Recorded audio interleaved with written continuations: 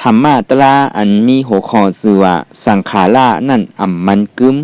เป็นทุกขะเป็นอนัตตาเฉพาะข้อไว้เมื่อวันที่26เดือนเก่าปี2562ตีวัดอนัตตาวิปัสสนากรรมฐานกัดกู่เวงตนตี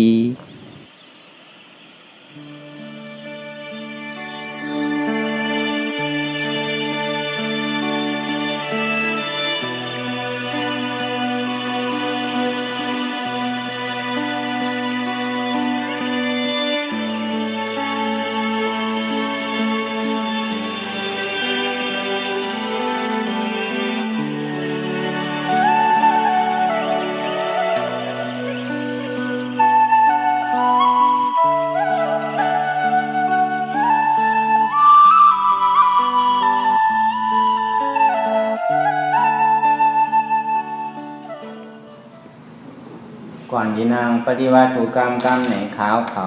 อ่อนกันไวสาเหตุนาสามเศร้าก่อนผู้ทางมีผู้ทาเศร้านั้นผู้เสมีเก่าคาไว้ขาออกธามังดีธรรมนาตาเศร้านั้น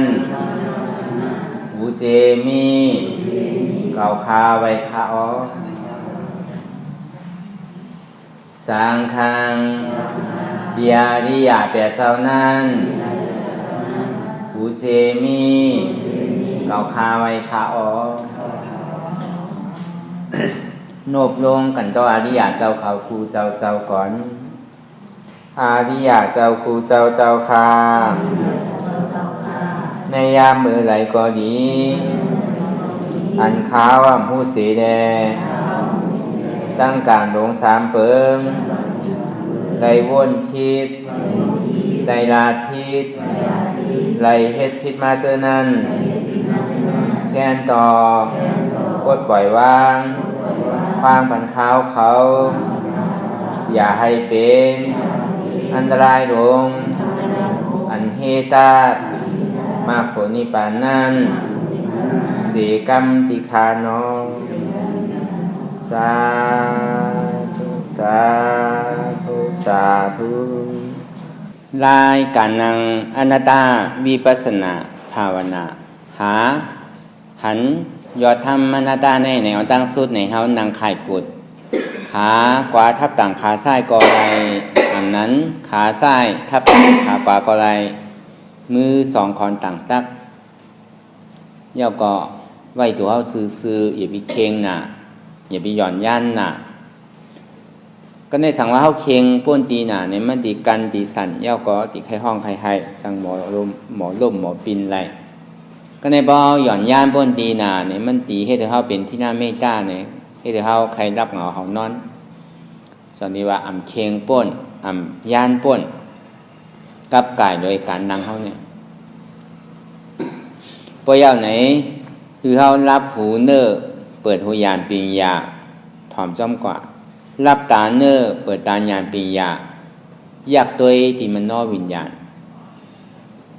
ที่ใจหูปอกความตายเฮาปอปาลีในเฮามันนอวิญญาณอันใดเสียนั้นไหนมันปอกเกิดขึ้นมาไหนก็มันติส่งมาที่อันใจนั่นเสียง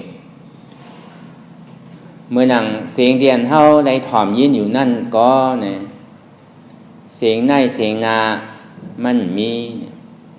หางที่ได้หันอยู่นั่นก็หางอันในหางอันนามันมีอายที่ได้นมนั่นก็อายในอายนาเนี่ยมันมีอายสาเดียนเท่าไรกินอยู่นั่นเนี่ยก็เมียวในเมียวนามีเสื้อฟ้าคนนุ่งโคไว้เดียนเท่าไรตุ้มเตออยู่นั่นในสังเมียวในเมียวนาเนี่ยมันมีเสียงเดียนเท่าไรถ่อมยินอยู่นั่นเนี่ยเพราะว่ามันมีเนี่ยมันติมี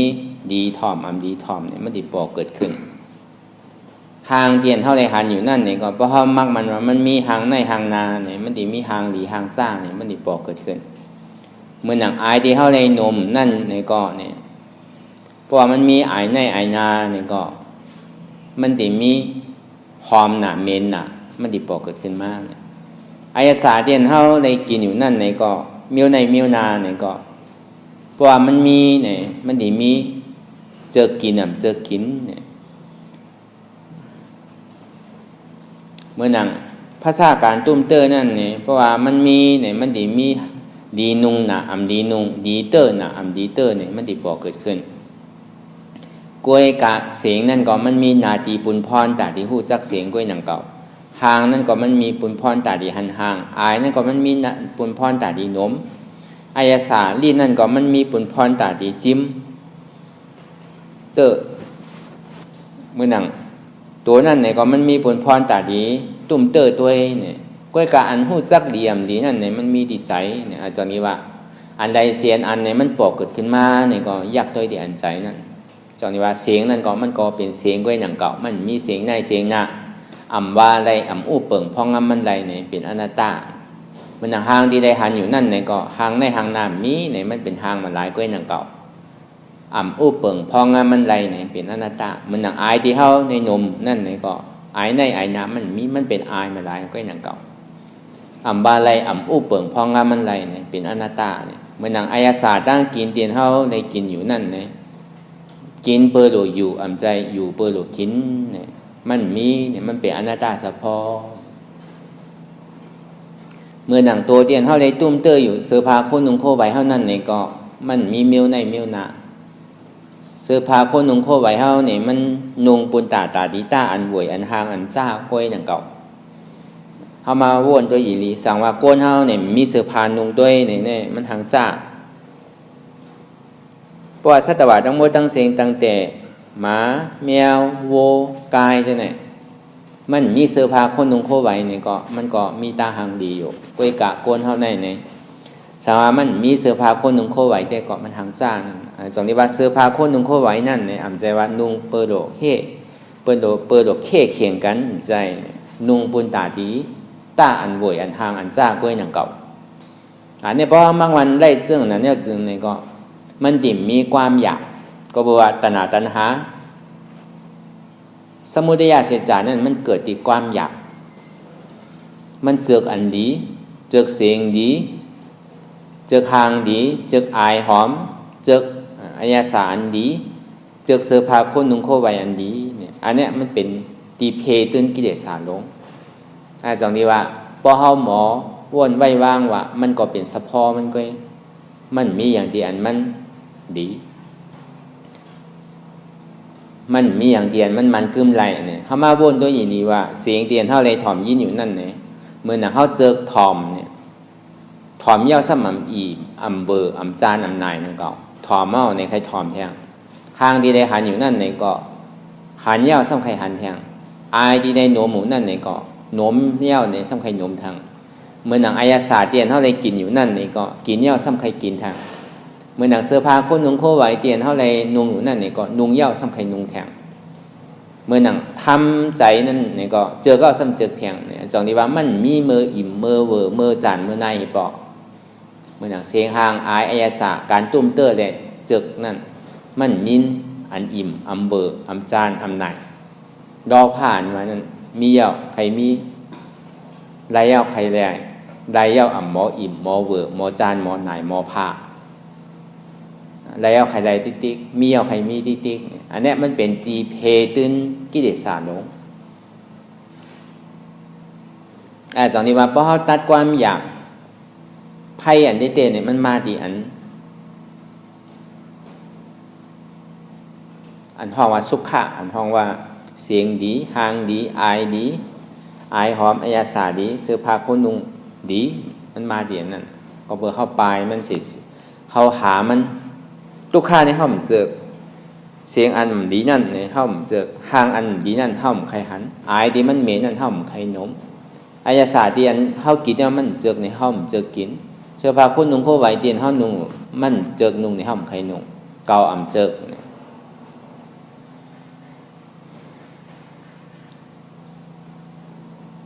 ก็กลับว่ามีหยานหูหันเอาหยานสมาธิที่เนี่ยหยานของพุทธคัมภีร์เป็นเจ้าอันติมาเป็นอมวยที่เป็นก็ปลูกพันธุ์มันยาวขึ้นมาเป็นต้นไม้แล้วก็หมากไม้มันสุกแล้วก็เขาทำเป็นก้นก็วิดกินก้อยหนังเก่าสนิวาติได้มีญาณสมาธิที่หานั้นจือใจหมันแม่นสัมมาสังกัปปะวัวนั้นจือใจหมันแม่นเนี่ย ตีได้มีตาสมาธิที่หันอันเตสมาสังกัปปะบ้วนอันเตหันเฉพาะมันว่าตาดีตัดแปดอายตนะตั้งนอกในตั้งในนั่นมือเฮาไปหันเจ็บมือเฮาไปหันทุกข้าตัวนี้ก็เอาในเหล่วนคือมันเหตุการณ์ตัวนั่นใจห้ามใจเนี่ยกับกายโดยอย่างก็ดีเหมือนเขามาวนด้วยอย่างดีเสียงเตียนเฮาเลยถ่อมอยู่กูวันอันนั้นอันมันแต่งง่ายเดี๋ยวเปิ้นนั่นเนี่ยเหมือนอย่างเสียงดีเปิ้นเฮายองย่อเนี่ยเปิ้นยองย่อเฮาเปิ้นอ้ามเฮาเนี่ยเปิ้นยุ่มเปิ้นโขเฮาเสเนี่ยตั้งแต่เจ้าถึงคำเนี่ยนั่นมันก็เป็นไรมันเก่าสาวามันเป็นไรเนี่ยก็ไม่เป็นก้นยองมันจะเป็นก้นธรรมดาเป็นก้นปกติของมันใส่เอาเพราะว่ามันหลามันว่ามันท่ามันจ้าใจรามใจกำด่าเขาตั้งแต่เจ้าถึงคำป้องเขาตั้งแต่เจ้าถึงคำเนี่ยก็มันก็เป็นก้นปกติเอาอะมันเป็นก้นยองอันนี้เขาวนเจิงนั่นเสียงนั่นก็อันใครถอมในใครถอมนั่นในก็มันมันกึ้มเหมือนหางเขาเนี่ยก็หางดีได้หันอยู่นั่นก็หนึ่งนั้นหนึ่งเก่าหางดีหางจ้านั่นก็มันกึ้มไอเดียนในโนมนั่นเนี่ยก็ไอเมนไอหอมนั่นก็มันกึ้มอายาศาเดียนได้กินอยู่นั่นเนี่ยก็กินเบอร์อยู่ก็หนึ่งก็มันก็มันกึ้มหนึ่งก็อันเจอกเจอกนั่นเนี่ยก็มันกึ้มมันกึ้มก็โจแก้บอ่อนดีอันดินเท่าไรตุ้มเตอร์ก็กำโจแก้บอ่อนกำเดียวเนี่ยเพราะเขากับในต้องก็หายเอาเมื่อหนังเสื้อผ้าคนนุ่งโคไว้เฮาเตียนเฮาเลยตุ้มเตอร์เลยหนุ่มอยู่นั่นเนี่ยก็ดีนุ่งดีนุ่งนั่นเนี่ยก็มันกึ้มใจที่อันเข้ากับเจือกได้เจือกนั่นเนี่ยก็มันกึ้มเสียงที่อันได้ถ่อมได้ยินอยู่นั่นมันกึ้มก็บอกว่ามันกึ้มนั่นมันเป็นทุกข์ทางที่ได้หันอยู่นั่นเนี่ยก็ทางอันทางดีทางซ่านั่นเนี่ยมันกึ้มก็บอกว่ามันกึ้มนั่นมันเป็นทุกข์ไอ้ที่ได้โนหมูนั่นเนี่ยก็หอมหนาเมนหนาก็บอกว่าหอมหนาเมนหนานั่นมันกึ้มก็บอกว่ามันกึ้มเนี่ยมันถึงที่เป็นทุกข์เหมือนหนังอายาศาสตร์ที่อันเท่าไรกินอยู่นั่นเนี่ยก็ดีกินดีกินบานหนาบานนั่นเนี่ยก็มันกึ้มก็บอกว่ามันกึ้มเนี่ยนั่นมันเป็นทุกข์เหมือนหนังเสื้อผ้าคนนุ่งโคไว้เตียนเท่านุ่งนั่นเนี่ยก็ดีนุ่งหนาดีนุ่งหนานั่นก็มันกึ้มก็บอกว่ามันกึ้มนั่นมันเป็นทุกข์ก็ในพอมาหูจู่ปองมัวเสียงเนี่ยก็มันเป็นทุกข์เสียงอันใดที่มันกึ้มมันเป็นทุกข์อันใดที่มันเป็นทุกข์มันอู้เปิงพองงามมันไหลอันใดที่มันอู้เปิงพองงามมันไหลนั่นมันเป็นอนัตตามันหนำใจเก่ามันเป็นของเก่ามันเป็นของเก่าเต้ตีได้เอาเก่าออกอันนี้เหมือนเขานั่งรับตาหาอยู่ในวนค้นไข่ในอายตนะตั้งนอกในตั้งในนี่ก็เป็นธรรมนั่นเก่าธรรมะตรานว่าเด้มันอยู่ที่ไหนมันอยู่ในตัวเขาในเสียงเขาตีได้หมอเอาใจตื้อกำไม่แรงกว่าก็ไอ้นั่นเก่ามันจะมีทั้งในทั้งหนามันมีในตัวเขาเนี่ยเขาจะได้ค้นหาในตัวเขาเนี่ยอันเจ็ดอันจางๆมันมีที่ไหนมันจะมีที่ไหนก็ในมือเขาย่ำไปหันตุกข้าเตอในมือเขาย่ำไปหันเจ็บเตอในมือเขาย่ำไปปอกใส่เนื้อตลาดทำเตอนั่นในก็คือเขาตัวโยมถอยใส่เขาออกต่างก่อนถอยใจเขายาวๆยังก็ถอยใจออกยาวๆเนี่ยถอยใจเขาดึกๆเนี่ยถอยใจออกดึกๆเนี่ยถอยใจเข้าเกิดถอยใจออกตายเกิดตายอันนั้นถอยใจเข้าเป็นถอยใจออกดูเป็นปองว่าเกิดแวบปองว่าตายปองเกิดแวบตายตัวดีโยมถอยใจเนี่ยเอาญาณปัญญาสมาธิที่เข้ากับหันซอกตัวญาณสมาสังกัปปะว่นกับแทบตัดวางคืออะไรเมื่อหนังเกิดตายในเฮ็ดสังเลยเกิดตาย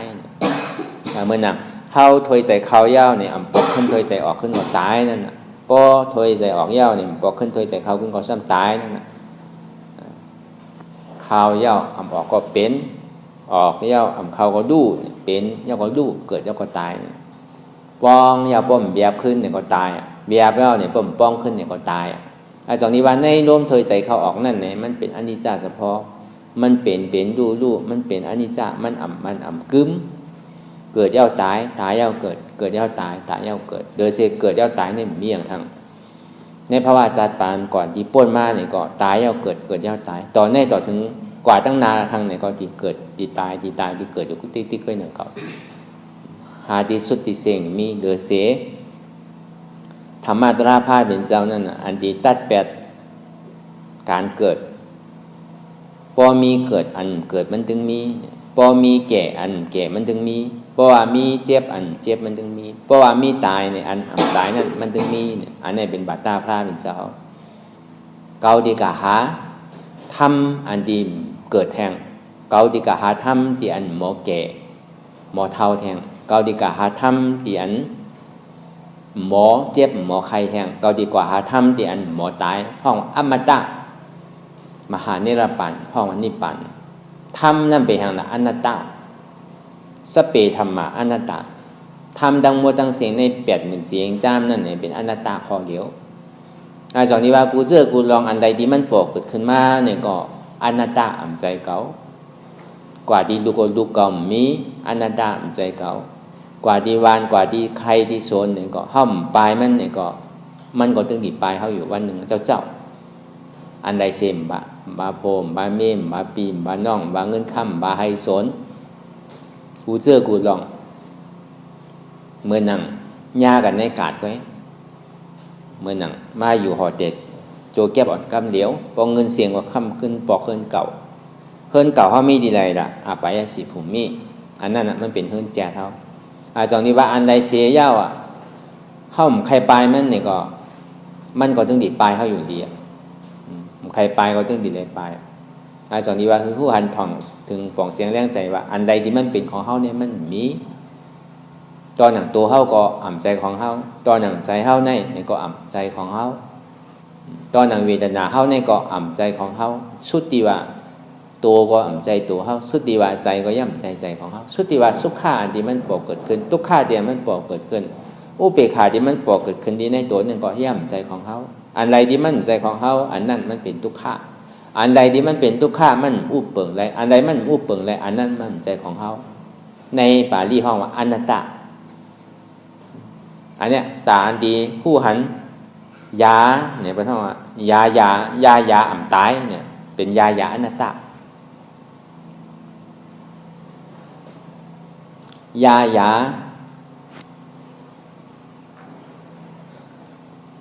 าน่านตายเนี่ยเป็นยาสมถะยาอสังยาวเนี่ยเป็นยาผีเท่าเราเอายาอันตายเนี่ยพอกินเนี่ยก็มันโดดตายนั่นน่ะมันโดดเลยทุกข้าทั้งนั้นพอเกิดก็ดีตายเอาดีๆอ่ะพอเกิดก็ตึงดีทุกข้าวดีๆอ่ะอันเกิดแก่เจ็บตายเนี่ยมันดีมาดีๆอ่ะเย้าสุดเสียงอีปอกอ่ะคือเฮาหมอโกหมอแหนั่นคือเฮาติ่มเกิดเฮาติ่มแก่เฮาติ่มเป็นเจ็บไม่ใครหนาวเฮาติ่มตายแทงนี่ก็เฮาติ่มได้หาเงินเงาหักมันคือหาเงินบ่หันตีเต้เนี่ยก็กูเจอกูลองเนี่ยมันมีดีไซน์นั่นน่ะตัวใจทิ้งใจคืออะไรอันใดเสียนอันในมันปกเกิดขึ้นมากก็ยาวในข้าวตั้งเตียนเฮาขออธิษฐานเนี่ย1 โมงต่อถึง3 โมงเนี่ยในข้าวตั้ง2 นาทีตั้งนานนั่นเนี่ยใครเป็นสังก็ยาวนางใครหลอกปล่อยมันหลอกเนื้อใครเสียงปล่อยมันเสียงเอ็นใครขาดปล่อยมันขาดลุกใครหักปล่อยมันหักเดินใครเสียงปล่อยมันเสียงป้ออ่ำถึงหิ่งข้าวยามในก็ดิ่มนึงพื้นค่ายลายมื่นตาถอยหลังเฮ็ดถือหมันอ่ำแมดก็เขาอย่าไปยื้อซุ้มป้อเฮ็ดหมันเนี่ยห้อมแมดก็ห้อมซุ้มนั่นป้อห้อมเฮ็ดหมันเนี่ยก็เขาซุ้มนั่นมันที่ห้างนี่จริงอันนี้คือเราโกนเนี่ยตัวในตัวในใส่อันนี้คือตัวร่มถอยใส่เขาออกนั่นเนี่ยก็หันสะพอที่อันมันอ่ำอู้เปิงพองามมันไหลหันสะพอที่มันเกิดย่อตายย่อเกิดอ่ำโดยตัวที่แหละตัวที่ร่มถอยใส่เนี่ยพอเกิดก็ตายพอตายก็เกิดอยู่ที่ติ๊กนั่นน่ะนั่นน่ะมันอันคือนั่นน่ะมันเป็นเงาทุกข้าก็ในพอตัวก็หมอกกำหนึ่งยาวในใจมันพงอยู่วนดึกวนเรือเป็นเดิงเป็นดาวมาในใจงุดงิดอยู่หยาบขึ้นขั้นขานใจจ้าใจอ่ำดีเนี่ยมันปกเกิดขึ้นมาเนี่ยก็กำหนำในเต้ก็มันจะเอาลองตั้งหลังมาวนเป็นลองตุกข้าตั้งแต่มือเจ้าปนมา ตั้งแต่เมื่อว่าป่นมาตั้งแต่วงป่นมาเดินป่นมาปีป่นมาเนี่ยเอามาวนเป็นทุกข์ก้ามป้อมใจก็กว่าตั้งนาย่ำไปถึงเตอจงดีว่าอันเท่าวนดองตั้งหลังนั่นเนี่ยมันมีอธิเปรพรดีอย่างก็เบอร์มันเย่ากับเย่ามันเอาขึ้นไรเย่ามันเหมือนหนังละเหมือนหนังก้นโหพูดเย่าแต่ที่มาต่อกันขึ้นก็มันไรเหมือนหนังเอามือแต้มดีน้ำเนี่ยตาดีขึ้นมันเป็นดีมันเป็นไรเหมือนหนังแต้มซื้อในอากาศเนี่ยมันก็เป็นไรมันเหมือนอย่างนั้นของตั้งหลังเนี่ยมันเย่ากว่าเย่านั่นก็การมือมันย่ำไปหันทำมือมันย่ำหันเจ็บหันทุกข้าเดินนั่นในก่อใจนี่มันตึงพ่งหัวเย่าตึงปิวหัวเย่าเฮาก็อย่าไปลืมอนัตตานั่นก็ลายแต่ตัดมันนั่นเนี่ยก็เหมือนหนังว่านั่นน่ะเฮาอาบน้ำตกลงหลินเย่าเนี่ยเฮาดีปอกขึ้นมาเก็บน้ำนั้นขึ้นมาเหมือนเก่าก็เป็นไรเมื่อเฮาถมน้ำลายตกลงหลินก่อเย่าเนี่ยเฮาตีปอกเก็บกินขึ้นในก็เป็นน้ำลายเมื่อเฮาขี้เฮาเยียวตกใส่ถังขี้ถังเยียวเย่าเนี่ยเฮาตีปอกเก็บกินขึ้นในก็อ่ำไรของอันตั้งหลังน่ะเอาอันไหนเจ็บตัดกว่าก็ในมันว่นลองหนึ่งเนี่ยมันสำกับว่นลองหนึ่งลองหนึ่งเย่าสืบลองหนึ่งลองหนึ่งเย่าสืบลองหนึ่งอันหนึ่งเย่าสืบอันหนึ่ง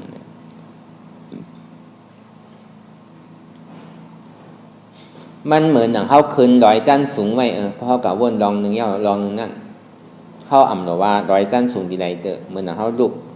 ตีไตนั่นขึ้นมาดีทำไมโยที่เฮานังตะลาแน่เนี่ยก็บ่เฮือเนาะเหมือนอย่างเฮากับว่นลองเปิ้นเนี่ยก็เอามากินเตียงไว้1หวยวน2ก็2หวยวน10ก็10หวยวนปากก็ปากหวยวนเฮงก็เฮงหวยตัวหนังเจ้าเก่าก็เดียวก็ป้อนนักแล้วเนี่ยมันเหมือนอย่างนั้นเขาหมอไว้แทบตัดจึงนั้นยาวกว่าปอกขึ้นมาอยู่กับปัจจุบัน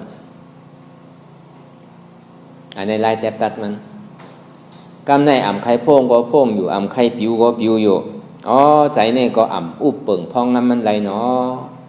อ่ำใจเขาเต้รู้อ่ำไข่โพ่งก็โพ่งอ่ำไข่ปิวก็ปิวเนี่ยอันเดียวว่ามาเมื่อเจ้าเนี่ยอ่ำใจตัวเก่าร่วมถ้วยใจเขาออกนั่นอ่ำอุบเปิ่งพองงั้นมันไร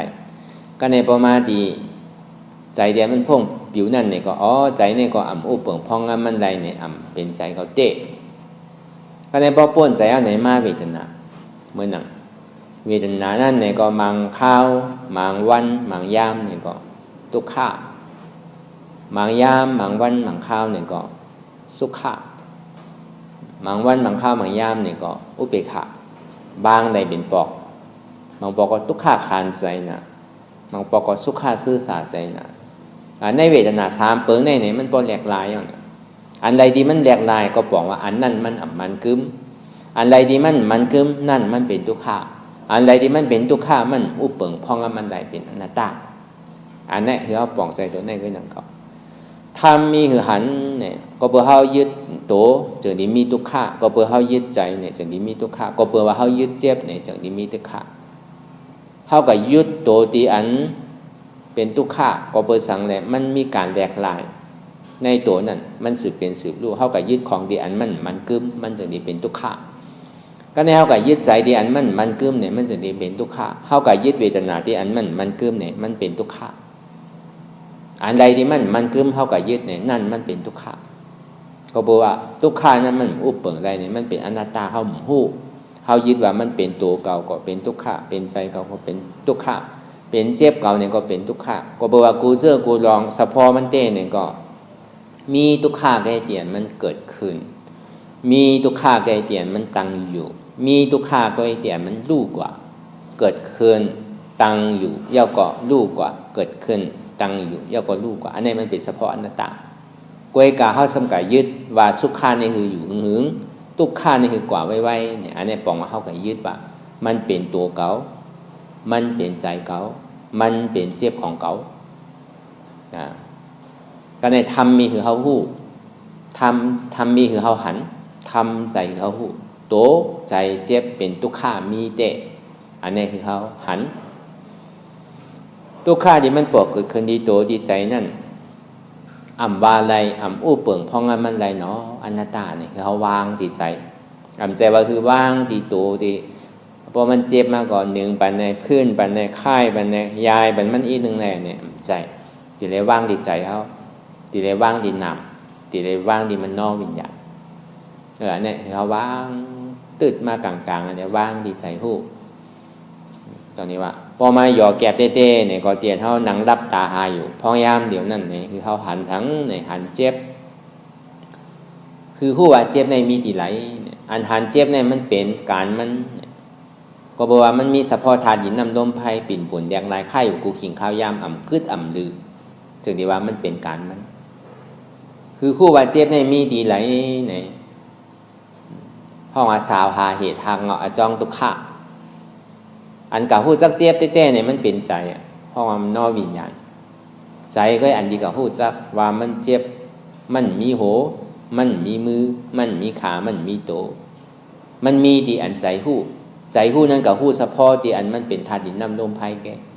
ธาตุลมเนี่ยสะพอมันเป็นเจ็บแกนต้องตอดเนตรสานสันไว้คมไต่นิ้มในเป็นธาตุลมเสียงธาตุไฟในห้อนไม้กัดหนาวในเป็นธาตุไฟธาตุดินในนักเบาอ่อนแข็งธาตุน้ำจู้ตุ้มจับยายแล้วก็จึมหยอดแล้วก็เป็นลูกในเป็นธาตุน้ำในลูกขันธานั่นไหนมันมีเฉพาะธาตุน้ำเป็นเฉพาะธาตุน้ำธาตุดินน้ำลมไฟไงอันที่กับหู้นั่นก็เป็นนามธาตุมันมีติใจอันหู้เสียงเนี่ยในห้องหันเจ็บผู้ว่าเจ็บในมีติไหลเนี่ยสัมมาทิฏฐิตั้งหันจือใจทำมีก่อหันก็เลยตั้งหันจือใจเอาตั้งว่วนสัมติเลยจือใจจอมอันหันเนี่ยมันเป็นรูปก้อยหนังเก่าอันว่วนเนี่ยมันเป็นว่วนคือผู้หันจักเงามันวางมันเป็นอนัตตายอมหับเจ็บหันเจ็บผู้ว่าเจ็บในมีติไหลเป็นสมาธิที่ยอมหับทุกข้าขันใจที่มันปวดเกิดขึ้นมาเนี่ยวางเป็นอนัตตาอันในห้องวัสมาสังคปะยอมหับว่าทุกข้าในมีเต้เนาะอ่ำอู้เปิ่งพองมันไรเนาะอันนี้ยอมหับทุกข้าก็เปิดสังดีได้ยอมหับทุกข้าก็เปิดว่ามันหัวอันถึงว่าในตัวเตียนมันหักหนานั่นมันอ่ำมันกึมในใจเตียนมันหักหนานั่นมันอ่ำมันกึมอะไรดีมันกึมนั่นมันเป็นทุกข้าตรงนี้ว่าคือยอมหับทุกข้าก็ไม่ทุกข้านั้นรู้สองมันกึมหมู่หือในทุกข้านั้นก็อ่ำมันกึมอย่างเก่าทุกข้านั้นมันเป็นอโจมันเป็นโผลมันใจเป็นอจองมันกึมเงามันกึมกับผลมันนั่นก็ตึงมันกึมอะไรมันกึมนั่นมันเป็นทุกขะอะไรมันเป็นทุกขะมันอู้เปิ่งพองมันไรนั่นมันเป็นอนัตตาอ่ำใจเก่ายอมหับทุกขะยังก็ว่างคือเป็นอนัตตาหันเจ็บผู้ว่าเจ็บในมีติไหลเป็นสมาธิที่ยอมหับทุกขะขันใจยังก็ว่างเป็นอนัตตาในเป็นสมาสังกัปปะหันอยู่ผู้อยู่ยอมหับคือเป็นอนัตตาหันเจ็บผู้เจ็บยอมหับเจ็บบางเจ็บนั่นเป็นอนัตตาหันทุกข้าหู้ทุกข้ายอมหับทุกข้าวางทุกข้านั่นเป็นอนัตตาพอมาหยอกแกเต้ๆเนี่ยก็ในปาลีห้องไว้สัพเพสังขาระอนิจจาสังขาระทั้งหมดทั้งเสียงนั่นไหนมันอ่ำมันกึมสัพเพสังขาระทุกขะก็บอกว่าสังขาระนั่นอ่ำมันกึมเนี่ยนั่นสังขาระนั่นเป็นทุกขะสัพเพสังขาระอนัตตาสังขาระนั่นดีเต้ๆมันเป็นอนัตตาเสียงๆก้วยกะอ่ำหู้วันถึงอนัตตาเนี่ยเสื่องดีตายย่าเกิดย่าตายอันนั้นห้องว่าสังขารสเปธรรมะอนัตตาทำดังโมดังเสียงนั่นไหนหรือสีอนัตตาอันเดียวมันมีสังอย่าไปกะหาอันใดมันมีอนัตตาไงมันเป็นอนัตตามันใจเก่ามันเป็นของเก่าอันนี้มันเป็นของเก่าที่เฮาทุกข้าอยู่กูวันกูมือกูอ่ำเย่าอ่ำสุดเสียงอีปอกการดีเฮ็ดย่ำเย่าอีปอกในข้าวตังปีนึงมี360 วันเนี่ยมันเป็นการยิ่มเย่าอีปอกก็เปิดหางก็เปิดเก่าน้ำบนทีน่ะหันเก่ามันดีมาเอาเก่าออกในศาสนาเนี่ยเอาตัวเก่าออกเอาใจเก่าออกเอาเจ็บเก่าออกพอตัวเก่าออกใจเก่าออกเจ็บเก่าออกก็มันมีเพราะมันมีก็มันเป็นนิพพานคือเฮากูก็คนไหนไว้ใจให้ฐานเสียสืบการอนัตตาวิปัสสนากว่าตั้งนาคือทุกข้านั่นพอสุดสิ่งเก่งหายกว่าคือเจ็บนั่นพอสุดสิ่งเก่งหายกว่าคืออาสวะนั่นพอสุดสิ่งเก่งหายกว่าเนี่ยคือว่นยาวๆข้าวยามหึงอย่าไปว่าไพ่หน่ะอย่าไปว่าเทิงหน่ะเตียนเท่าหันเตียนเท่าว่นเตียนเท่าว่นเตียนเท่าหันนั่นถึงมันเพ่งเพียงกันกว่าเนี่ยหันสังเนี่ยหันทุกข้าว่นสังว่นว่าทุกข้านั่นเป็นอนัตตาหันสังเนี่ยหันเจ็บว่นสังว่นว่าเจ็บนั่นเป็นอนัตตา ตีนเฮาวนอนัตตาอนัตตานั่นก็เฮาติได้หันเจ็บเตียนเฮาวนอนัตตาอนัตตานั่นก็เฮาติได้หันทุกขะพอหันบ่ได้วนพอวนบ่ได้หันในหันเจ็บวนเจ็บหันทุกขะวนทุกขะอันเฮาวนอนัตตาก็เฮาติได้หันทุกขะอันเฮาวนอนัตตานั่นก็เฮาติได้หันเจ็บเนี่ยก็เนี่ยอ่ำลงอ่ำลืมอันใดไม่เสียอันตีมันปอกเกิดขึ้นมานั่นเนี่ยมาตัวจิตใจเฮาเสียง